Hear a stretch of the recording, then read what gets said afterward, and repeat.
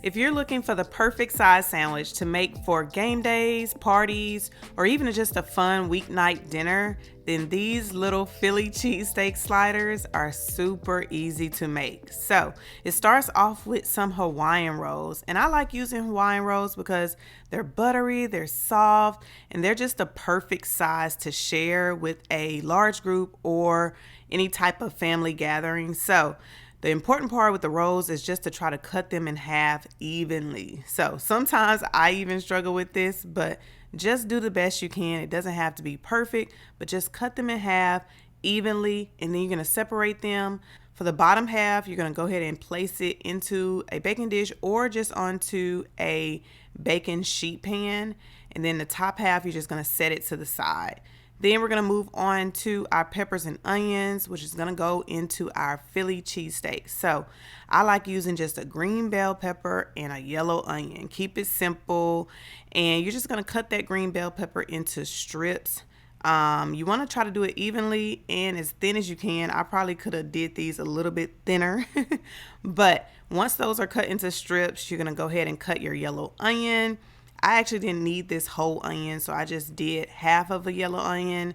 And you're just going to cut those into half moons or strips evenly as well. Then you're going to set them to the side with your green bell peppers. Now it's just time to cook everything and assemble. So in a large skillet, you're going to add some olive oil and some butter. And then we're going to saute those peppers and onions. So I did this over medium heat for about 5 to 7 minutes because I wanted everything to be soft and tender. But I love using oil and butter whenever I saute vegetables. After those have cooked for about 6 to 7 minutes, they'll look a little something like this. Then we're just going to scoop those up, set them aside to a separate plate, and then we're going to move on to cooking our steak. So I'm adding more oil and butter to the skillet, and then I'm going to grab my thinly sliced steak. So this is what it'll look like. You can get it usually from your local grocery store. So it's just shaved ribeye steak. They'll come in a package just like this, usually about 12 to 14 ounces. I like doing this because it's convenient and easy, but if you want to just grab a big old ribeye and cut it yourself, feel free to do it. But just make sure it's cut thin, okay? Thinly sliced. And then we're just going to cook it in our skillet. So this shaved steak cooks really fast, literally like 5 minutes. So I'm going to try to break it up in the skillet while I'm cooking it. And then you just want to cook it until it's fully brown.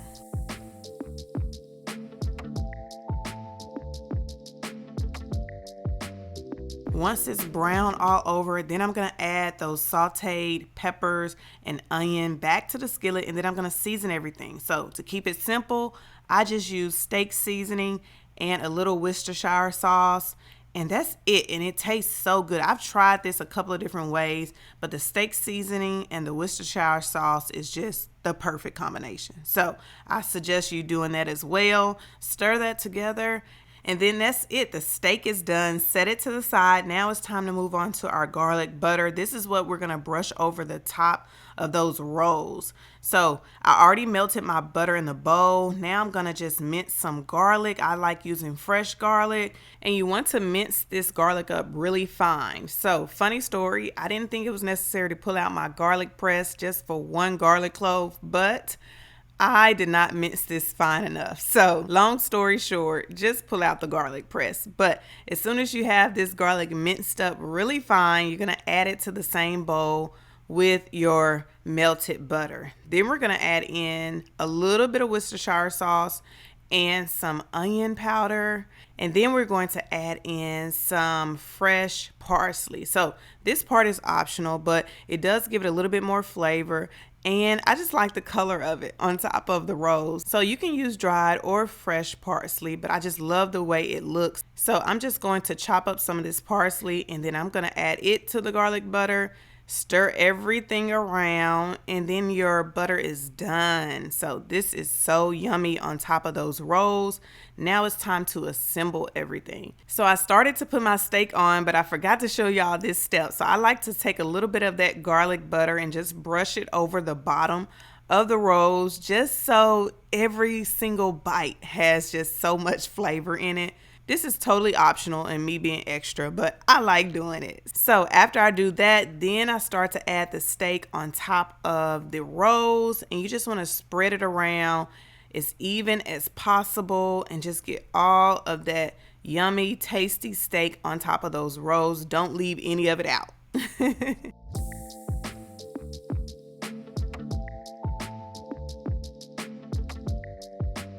Once that is done, then we're going to add our cheese. So I like using provolone cheese, but you can certainly use any cheese that you like. And then you're just going to spread that out in a single layer over the top. I'm just using 6 slices. As you can see, this cheese is pretty large. But if you want to make it more cheesy, then you certainly can. But I'm just trying to make sure it covers all of the steak. Once that's in a single layer, then I'm going to add the top of those rolls back on top. And then it's time to brush that garlic butter over the top. So you can use a pastry brush like I'm using, or you can just pour it over the top. But you want to try to make sure that all of the rolls are covered with this yummy garlic butter. And I even do the sides. So once I have the top of the rolls brushed really good with butter, then I start moving to the sides of the rolls in a sandwich because I don't want to waste any of this butter. So once all of that butter is over the rolls, then it's just time to bake. So I'm going to lightly cover it with some aluminum foil. You don't want to fully cover it. You just want to tint it a little bit over that baking sheet just so the tops don't get too brown. And you're going to bake it for about 12 minutes.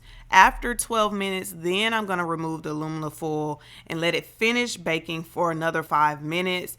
And y'all, this is what it looks like after it's done. The cheese is nice and melted. The steak and the rolls are hot, and just everything is just so yummy and gooey. It's absolutely perfect. Now, I knew you guys want me to show you one taken out by itself, so I burnt my fingers just to show you this one slider. But y'all see how good this looks?